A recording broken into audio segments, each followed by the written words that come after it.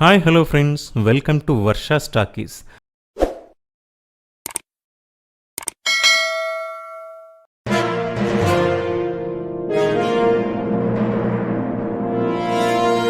ఈరోజు మనం చెప్పుకోబోయే మూవీ ఒక అద్భుతమైన psychological serial killer thrilling movie.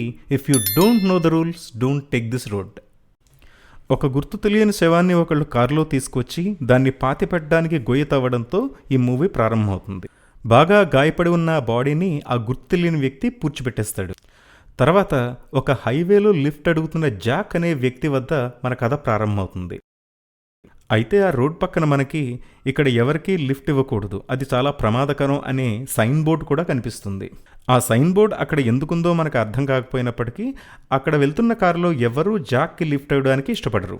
ఎప్పటి నుంచో వెయిట్ చేస్తున్నప్పటికీ ఎవరూ లిఫ్ట్ ఇవ్వకపోవడంతో జాక్ చాలా నిరాశ చెంది చాలా నీరసపడిపోతాడు. అలాగే సమయం గడుస్తుండగా జాక్ కాలినడకతోనే తన ప్రయాణాన్ని కొనసాగిస్తూ చివరికి ఒక భార్యాభర్తలిద్దరూ గొడవ పడుతున్న ఒక కార్ని గమనిస్తాడు. అప్పుడు అందులో ఉన్న వ్యక్తి తన భార్యని ఇంకా జాక్ని రోడ్డు మీదే వదిలేసి తన అక్కడి నుంచి వెళ్ళిపోతాడు. తర్వాత జాక్కి మాటల్లో ఆమె పేరు వెరోనికా అని, ఆమెది ఫ్రాన్స్ అని కూడా తెలుస్తుంది. అయితే ఈ జాక్ యూకే నుంచి కావడంతో అతనికి ఫ్రెంచ్ ఏమాత్రం అర్థం కాదు. పైగా వీళ్ళిద్దరూ ఇప్పుడు ఉన్నది ఫ్రాన్స్లోనే అని మనకి స్టోరీ గడుస్తుంటే అర్థమవుతుంది.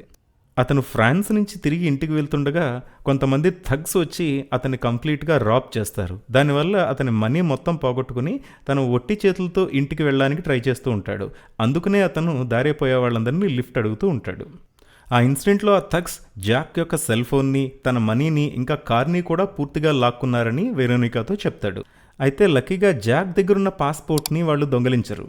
తర్వాత మాటల్లో వెరోనికా ఆ కారులో వెళ్ళిపోయిన తన భర్త కాదని, తనకెవరూ లేరని, తన తల్లిదండ్రులు ఇద్దరూ ఒక క్రానిక్ డిసీజ్తో చచ్చిపోయారని, అందువల్ల తనకెవరూ లేరని, అందువల్లనే తాను ఇప్పుడు మరో కంట్రీకి మైగ్రేట్ అవుతున్నానని చెప్తుంది. కొంతసేపటికి చీకటి పడిపోతుంది. అప్పుడు వాళ్ళిద్దరూ అక్కడే ఒక క్యాంప్ ఫైర్ వేసుకుని అక్కడే ఆ రాత్రి గడుపుదామని నిర్ణయించుకుంటారు. అప్పుడు మాటల్లో వెరోనికా జాక్తో తను బాగా ఇప్పుడు ఆటోగ్రాఫ్స్ కలెక్ట్ చేస్తున్నానని చెప్తుంది. ఆ తర్వాత మార్నింగ్ జాక్ తన మెలకు వచ్చి కళ్ళు తెరిచి చూసిన తర్వాత పక్కనే వెరోనికా లేకపోవడం గమనిస్తాడు. ఆమెను వెతుక్కుంటూ నడుచుకుంటూ వెళ్తూ ఉండగా ఆమె దగ్గరలో ఉన్న ఒక లేక్లో స్నానం చేస్తూ కనిపిస్తుంది. దానిని చూసిన జాక్ తను కూడా ఆ లేక్లోకి స్నానం చేయడానికి దిగుతాడు. అలా ఆ లేక్లో కాసేపు సరదాగా స్నానం చేసిన తర్వాత వాళ్ళిద్దరూ తమ జర్నీని మళ్ళీ కొనసాగిస్తారు. వాళ్ళు ఇంకా తమకి ఎప్పటికీ లిఫ్ట్ దొరకదు అని నిర్ణయించుకున్న తర్వాత అన్ఎక్స్పెక్టెడ్గా అక్కడ వెళ్తున్న కారులో ఒక అతను వాళ్ళకి లిఫ్ట్ ఇవ్వడానికి ఒప్పుకుంటాడు. అయితే ఆ వెరోనికా కారులో ఎక్కడానికి చాలా భయపడుతుంది. ఆ మ్యాన్ లుక్స్ పరంగా చాలా డిఫరెంట్గా ఉండడంతో అతను తమకేమన్నా ఆపద తలపెట్టచ్చనే ఉద్దేశంతో ఆమె చాలా భయపడుతుంది. మాటల్లో మనకి ఇతని పేరు గ్రిజర్డ్ అని, ఇతనికి ఇంగ్లీష్ సరిగ్గా రాదని, ఇతను ఒక లోకల్ అని తెలుస్తుంది. తర్వాత అతను తన భార్య గతంలో ఇంగ్లాండ్లో ఉండేదని, కాబట్టి ఆమెకి ఇంగ్లీష్ బాగా తెలుసని, తన ఇల్లు దగ్గరలోనే కాబట్టి ఒకసారి వాళ్ళ ఇంటికి రమ్మని వాళ్ళని ఇన్వైట్ చేస్తాడు. అతను బాగా కన్విన్సింగ్గా అడగడంతో జాక్ ఇంకా వెరోనికా దాన్ని డినై చేయకుండా వాళ్ళ ఇంటికి వెళ్తారు.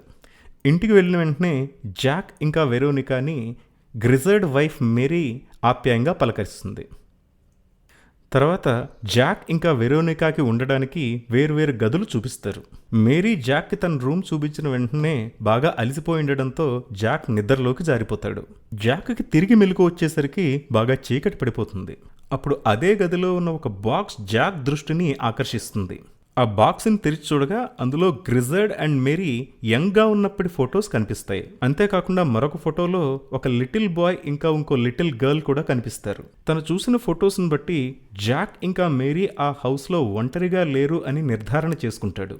ఆ ఫొటోస్ తప్ప ఆ ఇంట్లో ఎక్కడా వెరోనికాకి జాక్కి ఒక చిన్నపిల్లవాడు కానీ ఇంకో చిన్నపిల్ల కానీ ఎక్కడా కనిపించరు. డిన్నర్ తర్వాత టెర్రస్ మీద సిగరెట్ కాలుస్తున్న వెరోనికా దగ్గరికి జాక్ వెళ్తాడు. వాళ్ళిద్దరూ అలా మాట్లాడుకుంటూ దగ్గరవుతున్న క్రమంలో వెరోనికా జాక్తో తనకి చిన్నప్పుడు ఒక తమ్ముడు ఉండేవాడని, ఒకరోజు వాళ్ళిద్దరూ హైడ్ అండ్ సీక్ ఆడుకుంటుండగా ఒక ట్రాక్టర్ గుద్ది తన తమ్ముడు చచ్చిపోయాడని చెప్తుంది. తర్వాత జాక్ తన హాల్లోకి వెళ్ళి అక్కడ టీవీ చూస్తున్న గ్రిజర్డ్తో తను ఇక్కడి నుంచి ఎంత త్వరగా వీలైతే అంత త్వరగా ఇంగ్లాండ్ వెళ్ళిపోవాలని, ఎందుకంటే అక్కడ తను ఫ్యామిలీ వెయిట్ చేస్తుందని చెప్తాడు. ఈలోపు వెరోనికా కూడా అక్కడి నుంచి వెళ్ళిపోవడానికి ప్లాన్ చేసుకుంటూ ఉంటుంది.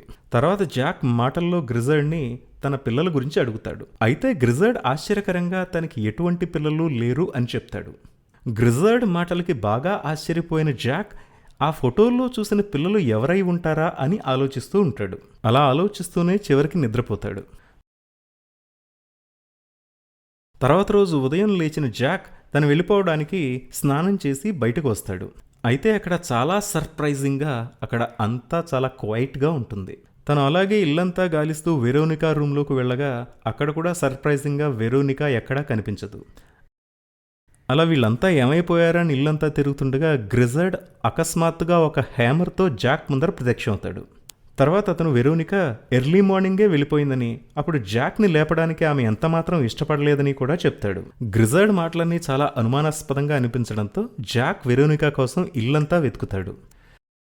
అయితే చివరికి గ్రిజర్డ్ జాక్కి ఒక లెటర్ చూపించడంతో గ్రిజర్డ్ చెప్పిందంతా నిజమే అని నమ్మాల్సి వస్తుంది జాక్కి. అది వెరోనికా జాక్కి తను వెళ్ళిపోయే ముందు రాసిన లెటర్. తనను వదిలి వెరోనికా వెళ్ళిపోవడంతో బాగా అప్సెట్ అవుతాడు జాక్. తర్వాత ఆ లెటర్ని జాక్ పదే పదే చూడగా తనకి ఆ లెటర్లో ఏదో సరిగ్గా లేదు అని అనుమానం వస్తుంది. ఎందుకంటే అంతకుముందు వెరోనికా ఇచ్చిన ఆటోగ్రాఫ్ బుక్లో తన రైటింగ్ ఇందులో రైటింగ్తో ఏమాత్రం సరిపోలదు. ఏదో జరుగుతోందని అనుమానం వచ్చిన జాక్ని వెనకాల ఎవరో గుర్తు తెలియని వ్యక్తి తల మీద బలంగా కొట్టి స్పృహ తప్పేలా చేస్తాడు. మెలకు వచ్చి చూసేసరికి తనకు కాళ్ళు చేతులు కట్టేసి ఉండి తన ఒక పికప్ ట్రక్లో ఉన్న సంగతి గుర్తిస్తాడు. ఈ పికప్ ట్రక్ మనకి మూవీ మొదట్లో కనపడుతుంది. ఇక్కడ మనకి జాక్ని అట్లా కట్టేసి కిడ్నాప్ చేసింది డెలెక్రాక్స్ అనే ఒక మిడిల్ ఏజ్డ్ మ్యాన్ అని తెలుస్తుంది.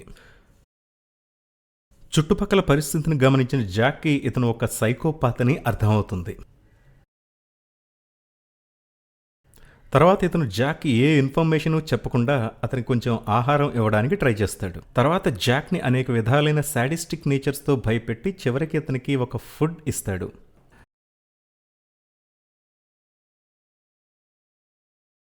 జాక్ ఆ ఫుడ్ తింటున్నప్పుడు తనకి ఫోటో కూడా తీస్తాడు. జాక్కి తన ఫోటో ఇట్లా ఎందుకు తీసుకున్నాడో ఎంత ఆలోచించినా అర్థం కాదు. చివరికి తను జాక్ని కట్టేసి మళ్ళీ ఆ పికప్ ట్రక్లోకి చేరుస్తాడు. తర్వాత జాక్కి మళ్ళీ ఒక మత్తుమందు ఇవ్వడానికి ఒక సిరింజ్లో ఇంజెక్షన్ ప్రిపేర్ చేస్తాడు. లక్కీగా జాక్ ఇంజెక్షన్ ఇవ్వబోయే లోపే ఒక గదిలోంచి వస్తున్న పొగ డెలక్రక్స్ని డిస్ట్రాక్ట్ చేస్తుంది.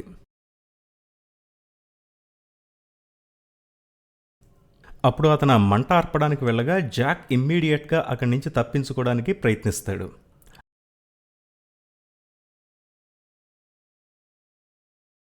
అట్లా అక్కడి నుంచి సక్సెస్ఫుల్గా తప్పించుకున్న జాక్ తిరిగి గ్రిజర్డ్ హౌస్కి చేరుకుంటాడు. అక్కడే అతను గ్రిజర్డ్ ఇంకా మేరీ ఒక కారులోంచి ఎక్కడికో వెళ్ళడం గమనిస్తాడు. వాళ్ళిద్దరూ అక్కడి నుంచి వెళ్ళిపోయిన తర్వాత జాక్ ఇంట్లోకి వెళ్ళి వెరోనికా కోసం మొత్తం గాలిస్తాడు. చివరికి వెరోనికా ఒక రూమ్లో కట్టివేసి ఉండడం జాక్ కనిపిస్తుంది. క్షణం ఆలస్యం చేయకుండా జాక్ ఇమ్మీడియట్గా వెరోనికాని ఆ కట్టల నుంచి విడిపిస్తాడు. అయితే ఈలోపు అన్ఎక్స్పెక్టెడ్గా గ్రిజర్డ్ అండ్ మేరీ వాళ్ళ ఇంటికి తిరిగి వచ్చేస్తారు. అదృష్టవశాత్తు వాళ్ళిద్దరూ ఆ ఇంటి నుంచి సక్సెస్ఫుల్గా బయటపడగలుగుతారు. అయితే వాళ్ళు ఇట్లా పారిపోతున్న దృశ్యం గ్రిజర్డ్ ఇంకా మేరీ దృష్టిలో పడుతుంది. పానిక్ అయిన గ్రిజర్డ్ అండ్ మేరీ ఒక కారులో వాళ్ళిద్దరు వెంట పడతారు. జాక్ ఇంకా వెరోనికా పరిగెత్తుతుండడంతో వాళ్ళ దగ్గర నుంచి తప్పించుకోలేకపోతారు. చివరికి వాళ్ళకి తప్పించుకోవడానికి ఏ మార్గం లేక వారిపైకి కాల్పులు జరుపుతారు. చివరికి వెరోనికా ధైర్యం చేసి జాక్ని దగ్గరలో ఉన్న ఒక క్యాబిన్ దగ్గరికి తీసుకెళ్తుంది. వాళ్ళ తర్వాత అక్కడ దాక్కోవడానికి నిర్ణయించుకుంటారు. అయితే అన్ఫార్చునేట్లీ అది డెల్ క్రేగ్స్ క్యాబిన్. అక్కడికి చేరుకున్న అతను వాళ్ళిద్దరినీ మర్యాదగా బయటికి రమ్మని ఆదేశిస్తాడు. ఇక్కడ వెరోనికా అతన్ని కన్ఫ్యూజ్ చేయడానికి తను తానే కాల్చుకున్నట్టుగా ట్రిక్ చేస్తుంది. అప్పుడు జాక్ డెల్ క్రేగ్స్ని తమ వద్ద ఉన్న షాట్ గన్తో బెదిరిస్తాడు. చివరికి వెరోనికా డెల్ క్రేగ్స్ని ఒక కర్రతో కొట్టి తర్వాత కత్తితో పొడిచి చంపేస్తుంది.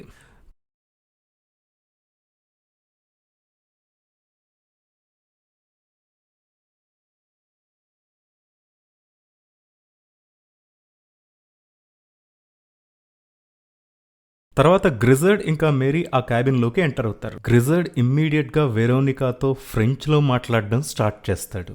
ఫ్రెంచ్లో వెరోనికా గ్రిజర్డ్తో మాట్లాడుతూ డాడ్ అని రిఫర్ చేస్తుంది. నిజానికి తను వెరోనికాతో మాట్లాడుతున్నప్పుడు చిన్నప్పుడు వెరోనికాని గుర్తు తెచ్చుకుంటూ ఉంటాడు గ్రిజర్డ్. నిజానికి వెరోనికా జాక్తో తన గురించి మొదటి నుంచి అబద్ధమే చెప్తూ ఉంటుంది. అలాగే గ్రిజర్డ్ కూడా. నిజానికి వెరోనికానే గ్రిజర్డ్ యొక్క కూతురు. ఇక్కడే మనకి ఎవ్వరూ ఊహించనట్టుగా వెరోనికానే సీరియల్ కిల్లర్ అని, ఆమె ఎవరినైనా ర్యాండమ్గా ఏ కారణం లేకుండా హత్య చేయగలదని, ఇంకా తన సొంత యంగర్ బ్రదర్ని ఏ కారణం లేకుండా ఆమె బ్రూటల్గా మర్డర్ చేసిందని, మూవీ మొదట్లో పాతిపెట్టబడిన బాడీ వాళ్ళ తమ్ముడిదని, పాతిపెట్టిన వ్యక్తి వెరోనికా అని కూడా తెలుస్తుంది.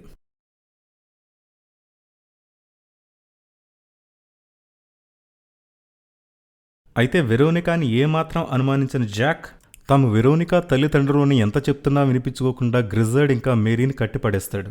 జాక్కి ఫ్రెంచ్ రాదని గ్రహించిన మేరీ తనకి ఇంగ్లీష్లో ఏదో చెప్పడానికి ట్రై చేస్తూ ఉండగా అన్ఫార్చునేట్లీ వెరోనికా ఆమెని కొట్టిపడేస్తుంది. చివరికి గ్రిజర్డ్ మాత్రమే స్పృహలో మిగులుతాడు. అయితే తనకు కూడా భాష రాకపోవడంతో ఏమీ చేయలేక నిస్సహాయంగా ఉండిపోతాడు. చివరికి వెరోనికా తనని హత్య చేయబోతోందని ఏమాత్రం తెలియని జాక్ ఆమెతో హ్యాపీగా డ్రైవ్లో వెళ్తూ ఉంటాడు. తన పన్నాగం పారిన వెరోనికా కూడా జాక్ని ఆనందంగా అక్కడి నుంచి తీసుకెళ్తూ ఉంటుంది.